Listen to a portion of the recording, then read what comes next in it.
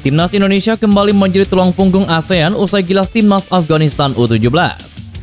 Gagal ikuti langkah Indonesia U17. Reaksi tidak terduga Park Hang-seo usai melihat Vietnam U17 tersingkir dari Piala Asia U17. Wasit pertandingan pun dibuat takjub. Bagaimana bisa pemain muda Indonesia cetak 2 gol hanya dalam 1 menit pertandingan? Respon Nova Arianto dan Ketua Umum PSSI usai Timnas U17 Indonesia sapu bersih 3 laga di fase grup C Piala Asia. Serta beberapa berita Timnas Indonesia hari ini. Selengkapnya hanya di Kickoff Football.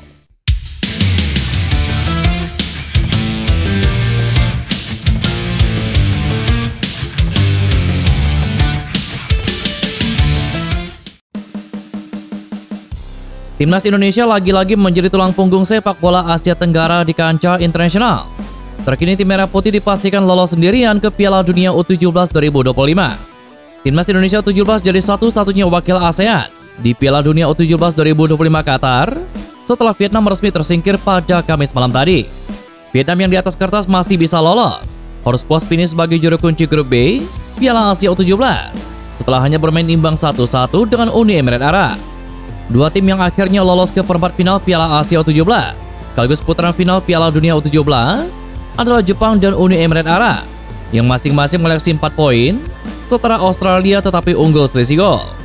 Selain Timnas Indonesia U17 dan Vietnam, ASEAN sejatinya memiliki satu wakil lagi di Piala Asia U17 2025 yakni Thailand. Namun nasib tim Gajah Perang lebih mengenaskan lagi.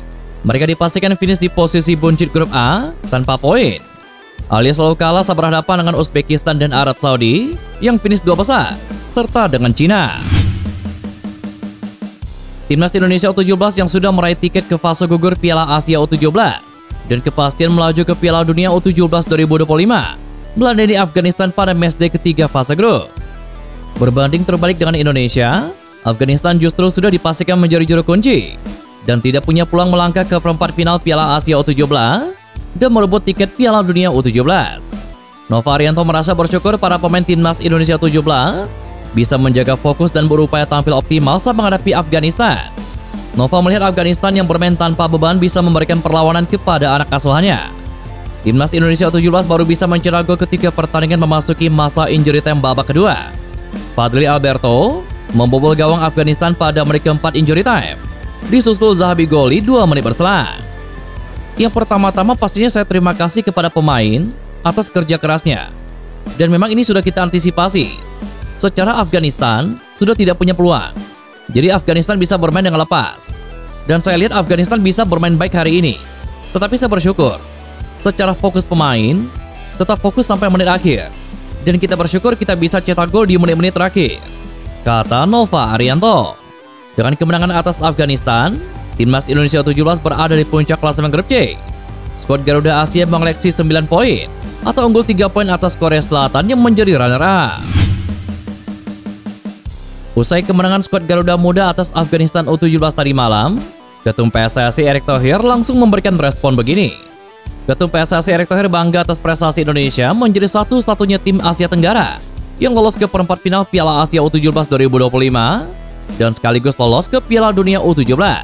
Erick Thohir juga mengingatkan Indonesia U17 bahwa persaingan pada babak perempat final Piala Asia U17 akan berjalan lebih ketat ketimbang fase grup.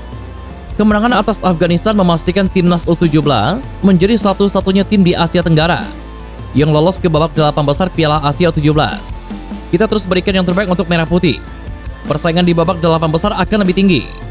Kami akan menyiapkan mental para pemain agar lebih siap dan meningkatkan kerjasama tim agar semakin solid, kata Erick Thohir.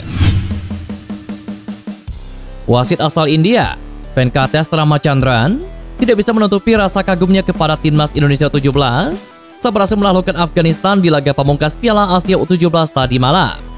2 gol di penghujung laga dalam rentan waktu 1 menit. Skuad Garuda Muda bisa mencetak 2 gol kemenangan pada laga malam tadi. Gol indah tersebut membuat wasit yang memimpin pertandingan di malam itu, Venkatesh, tersenyum dengan penampilan apik tim asuh Nova Arianto tersebut. Bahkan wasit berlisensi FIFA ini sempat tertangkap kamera setelah ketahuan melempar senyum kepada kapten Timnas Indonesia U17, yakni Evandra Florasta. Tak hanya sang wasit yang tersenyum, tetapi supporter Garuda pun tersenyum dengan catatan sapu bersih Timnas Indonesia selama fase grup. Matteo Berghuis pun hanya mencatatkan 1 kebobolan dari total 7 gol yang diciptakannya.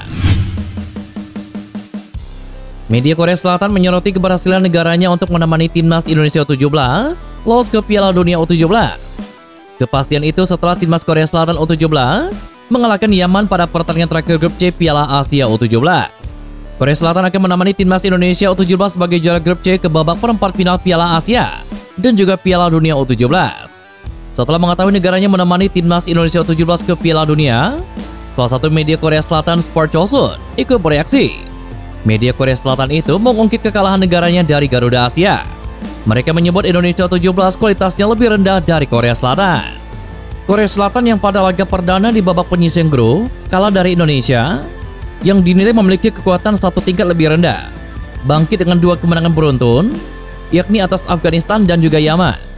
Tulis Sport Chosun.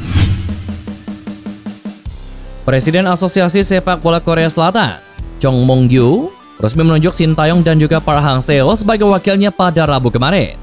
Dua pelatih asal Korea Selatan itu pernah menjadi rival bebuyutan ketika masih menukangi 2 tim nasional di Asia Tenggara.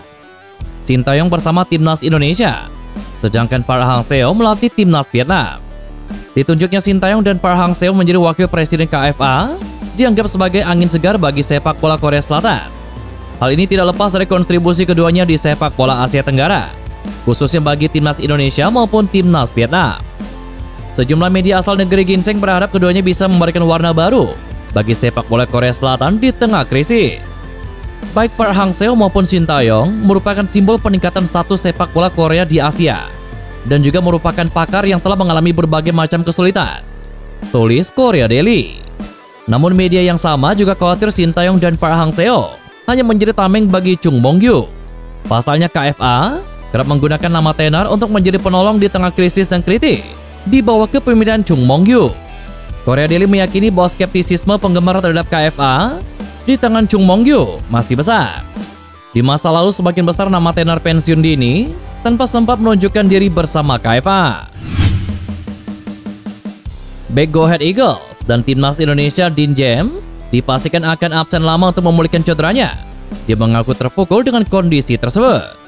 Dean James mengalami cedera ketika Go Ahead Eagles bermain imbang 2-2 melawan FC Utrecht pada Minggu 6 April kemarin. Dia jatuh dengan posisi yang kurang baik sehingga langsung ditarik keluar pada menit ke-64. Setelah pemeriksaan medis, cedera pemain timnas Indonesia itu cukup serius. Pihak klub tidak memberikan informasi rinci terhadap cederanya, namun hanya memastikan Dean James harus menepi dalam beberapa pekan ke depan untuk memulihkan cederanya. Dean James mengaku terpukul dengan kondisinya yang harus menjalani pemulihan cedera dalam waktu yang panjang.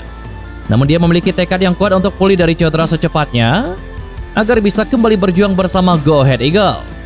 Satu hal yang pasti, ini menjadi pukulan telak bagi Go Ahead Eagles karena Dean James merupakan pemain andal mereka. Pemain timnas Indonesia itu telah mengemas 2 gol dan juga 2 assist dari 23 penampilannya di Liga Belanda musim ini. Dan itulah beberapa berita timnas Indonesia hari ini. Jangan lupa nantikan berita-berita seputar timnas Indonesia selanjutnya hanya di Kickoff Football.